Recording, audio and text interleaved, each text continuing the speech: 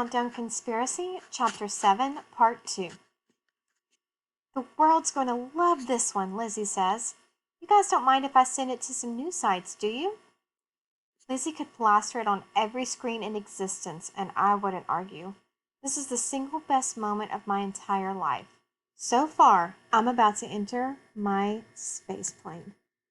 One by one, we reached the top of the stairs. I stepped through the hatch, reverently reaching out to trace my hand over the interactive paneling. We all squeeze together, moving as far in as we can so our mentors and Dr. Schubert can join us. Once we're all inside, Tamaki greedily eyes the cockpit as Esteban flits around the crowded main cabin. We're actually inside our space plane! Best day ever! Esteban grabs for Najma and her eyes widen as he jumps up and down. They knock into Anna, who stumbles and struggles not to topple over. After regaining her footing, she shoots a glance at our mentors and brushes off her white suit. I notice that the flooring is graded and decided to program Ruby to walk in the width of the flooring patterns once I get back to my room. I can't wait until she gets to see this place.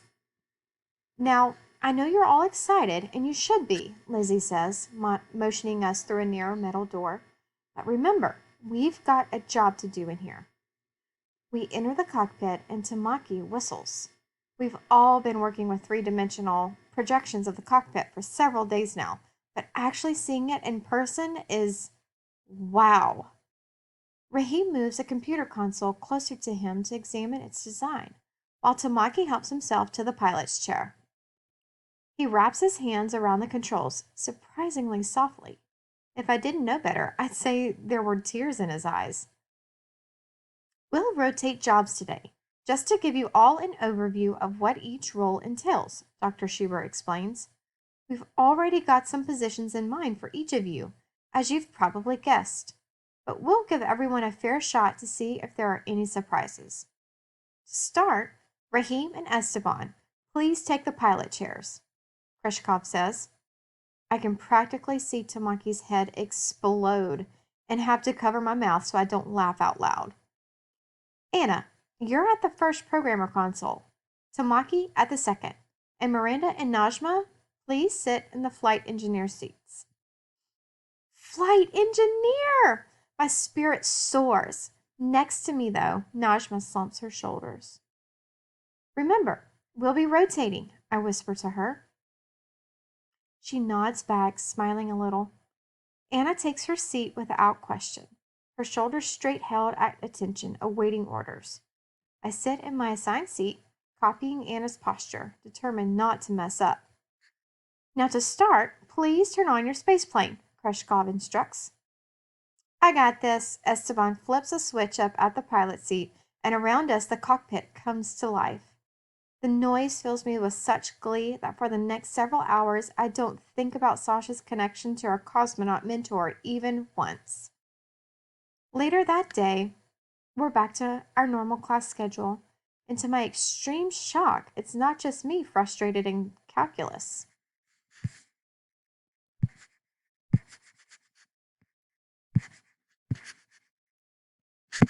Dr. Mayworth calls each of us up in turn to work out a problem, and so far, none of us have succeeded.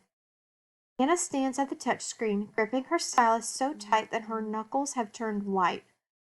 Esteban exchanges wide-eyed glances with Tamaki, who shakes his head and shrugs. Rahim has his arms crossed and is staring at his desk. He was up moments earlier. I was up before him, and Najma before me. Several minutes of staring later, Anna finally shakes her head, sets down the stylus, and takes her seat. Interesting, Dr. Mayworth says. Nobody can solve this? We all sit in silence for several moments, and I exhale in relief. Finally, it isn't just me. Any idea why? Our professor asks. No one answers, so she continues.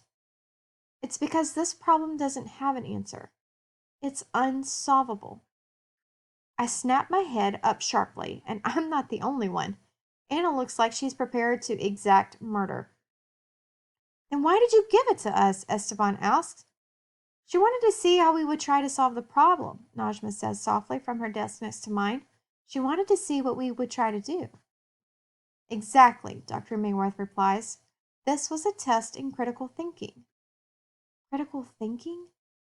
Did none of you question if there was an error in the problem after seeing your peers continuously fail? She asks. Your homework tonight is to think about this problem.